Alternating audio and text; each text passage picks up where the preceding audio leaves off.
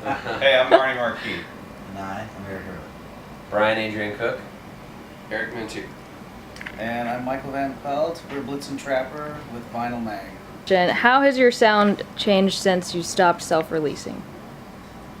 When we stopped self-releasing, it also coincided with starting to tour, and by touring all the time, I think we've gotten better as musicians, just playing nightly for months and months of the year. Mm-hmm.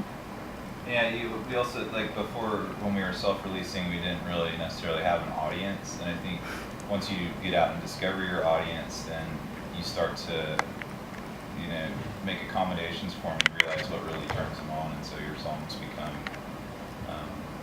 more entertaining, perhaps, to the general public. So, 7 is your 7th album. What was the writing and recording process like? I just wrote a bunch of songs and recorded them at my place a little bit, and then went into a couple other studios around town. We all kind of worked on it there and stuff. In Portland? Yeah. Yeah. So, do you think being in Portland affects your sound? I think being in any sort of specific climate affects your sound, right? Yeah. I mean, certain tones are going to be more pleasing in the rain. Mm-hmm.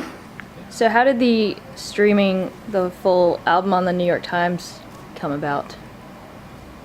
Well, we don't know. We don't know. That's not. We're actually in the process of trying to sue them over that. We don't know how they got it. We don't know why they're doing that. It might have something to do with these Grammy rumors that are swirling around. Yeah. We're trying not to get excited about that, but it's hard not to when you hear things like that. Yeah, I've been hearing about that too. And we started to remember, But that's that's neither here nor there. it's still exciting to me. No, I don't. Be excited. Way back, I think when Wild Mountain Nation came out, the main critic for the Times, I don't know if he's still there, but his name was Sasha Furr Jones, I think.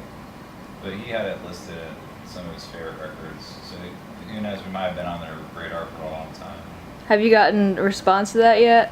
Have you heard any positive feedback? Oh yeah, there's been lots. Yeah, we've actually been getting people out to shows because they've been hearing it on there. Nice. So do you prefer touring to writing and recording?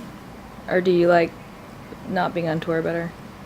One feels like more of an artistic sort of, hibernating kind of creative thing that you do, and another just seems like a much more evangelistic, like traveling with a knapsack from city to city to, sell like Bibles or Britannicas or something. I don't know. It's much more of an outreach sort of thing and hard work, whereas at home you can be right on your own schedule and not beholden to any itineraries.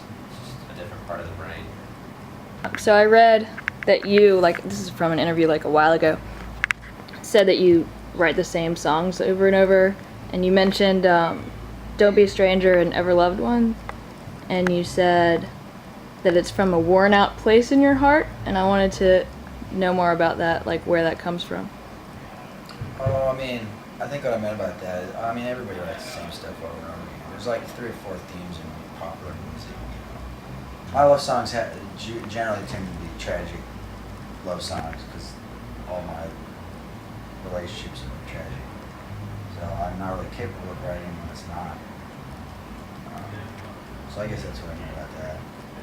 Do you have a favorite song from this album? Anybody? I think Thirsty Man's my favorite. Or it's my favorite one to play. Yeah. Yours too? Yeah. Yeah. I like Valley of Death. It's the one that conjures up the most cinematic imagery in my head when I'm listening to it. What do you think of? For some reason, I'm stuck with this like Ingmar Bergman-esque black and white parody of Seventh Seal, but it's like really ridiculous and post-apocalyptic, like the post-Walmart landscape. That's pretty awesome. Yikes. It's the Valley of Death. So, do y'all have any memorable moments from like the last decade that like stand out to you? I know. Let's sit here for like 30 minutes. There was a time where sound guy kicked that Icelandic chick right in the chest. Oh yeah. She landed on her back. Yeah, she was like She an was also- Icelandic Secret Service ninja. She was like so drunk that she was becoming dangerous and like starting to become like Icelandic chicks regress. are dangerous, man. she was like regressing into like an animal form and like clawing at